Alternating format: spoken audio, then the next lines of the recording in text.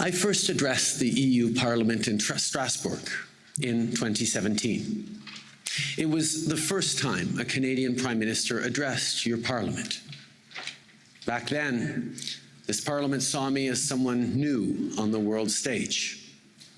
We got to work, tackling progressive issues, building the things that we thought mattered.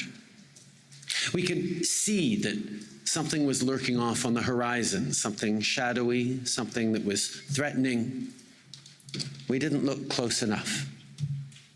When I spoke to this Parliament 5 years ago, I spoke about making multilateralism work for the middle class and those working hard to join it, so that economic frustrations don't become fertile ground for populism, nativism, protectionism, and the polarization towards more extreme political views. Well, today, we are staring these forces in the face as they threaten the peace, justice, truth, democracy, and stability of our world. And we have a choice about what we do next. Since 2017, the world has changed a lot. A global pandemic has taken the lives of over 6 million people and disrupted the lives of everyone else. A global recession saw millions lose their jobs, with many economies still struggling to bounce back. A world that is not just now forecasting, but living the dangers of climate change. A growing distrust of governments and facts. A weakening of democratic institutions. We saw one of our staunchest guarantors of the rules-based order choosing for 4 years to step away from NATO, away from multilateralism. And now, Putin's criminal invasion of a sovereign, independent, democratic Ukraine. People have a real and deep sense of uncertainty about what the future holds. These are anxious times, and people are looking for leadership and solutions. Unfortunately, we're seeing a rise in cynical populists who are trying to exploit these anxieties. They pretend to have easy solutions that play on people's fears. Even in Canada, where 90% of people are vaccinated, and our motto as a country is peace, order, and good government, we saw anti-vaccine and anti-government protests devolve into blockades of our borders. The leaders of those convoys were effective in turning citizens with real anxieties against the system best suited to allay those concerns. But democracy isn't a game. And there just aren't easy solutions to the big, complex problems we are all facing. But that doesn't mean that the way forward isn't clear. There is no greater clarity than the will of the people who want better for themselves and their children at home, and no stronger defense against destructive forces from outside our democracies than the unwavering unity of like-minded partners. Over the past 80 years, together, we have established and bolstered a series of rules and institutions in order to increase stability and previsibility for international affairs. And we did this to protect people, to provide for them the best prospects for peace, to defend their dignity and their inalienable rights, and in order to make sure that they be free to choose their own future. Today, these rules and institutions are being threatened publicly. Vladimir Putin has violated the most fundamental principles of international law, and he is now killing innocent civilians by bombing hospitals and residential buildings. This flagrant contempt for laws and for human life constitutes a huge threat for Europe, but also for the world. Canada, the EU, and all of our partners and allies are facing a defining moment.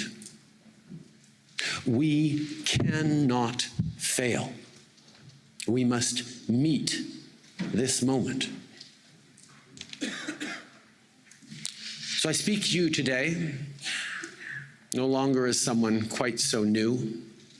In fact, I may now be one of the longer serving progressive leaders around. And I'm certainly not going to pretend to have all the answers. But what I do know is that there is work that lies before us as thoughtful leaders, as people focused on the short and long-term well-being of all our citizens, as people committed to democracy and the values that underpin them. And that work is more important than ever. Putin thought democracy was weak. He saw our disagreements and debates as weakness. But what he has never understood is that the rigors of debate, that forceful civic engagement, is what makes us strong. And that democracy, at its best, will always be stronger than authoritarianism. But if we're going to be honest, and we need to be honest in this place, we haven't always been at our best these past years. Putin thought we were divided. He thought he could weaken the EU and NATO.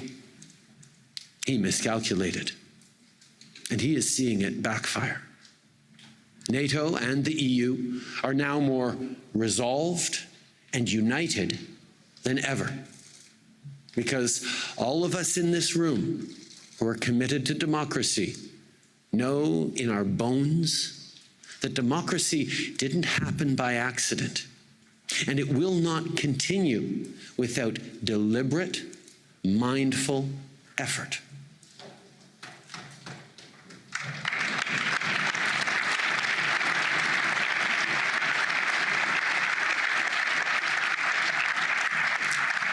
Mes amis, my friends, let me be clear. The Europeans, including our allies in Eastern Europe, can count on the friendship and the total support of Canada.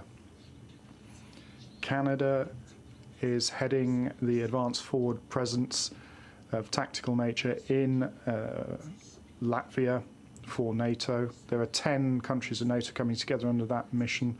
For 5 years now, hundreds of Canadian soldiers have been deployed thousands of miles away from their homes to be placed just a couple of 100 kilometers from the Russian border.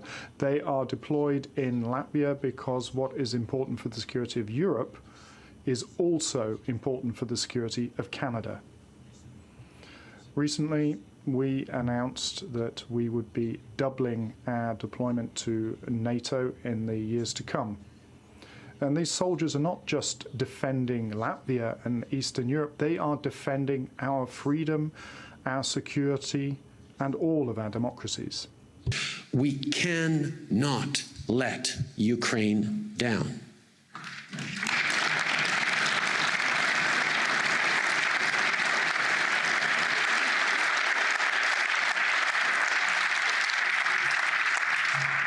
They are counting on us. So let's use all the tools we have at our disposal. President Zelensky and I have been talking often about the strong ties between our countries. Canada, as mentioned, is home to the second largest Ukrainian community in the world after Russia. So we must all collectively step up to provide humanitarian aid to support families affected by this war, and already start thinking about investing to rebuild Ukraine afterwards. We must all continue to send military equipment and lethal aid to help Ukrainians in their heroic defense, not just of their lands, but of all of the principles that defend ours. And we must continue to impose unprecedented sanctions on Putin and his enablers in Russia and Belarus, increasing the pressure as much as we can. We must ensure that the decision to invade a sovereign, independent country is understood to be a strategic failure that carries with it ruinous costs for Putin and Russia.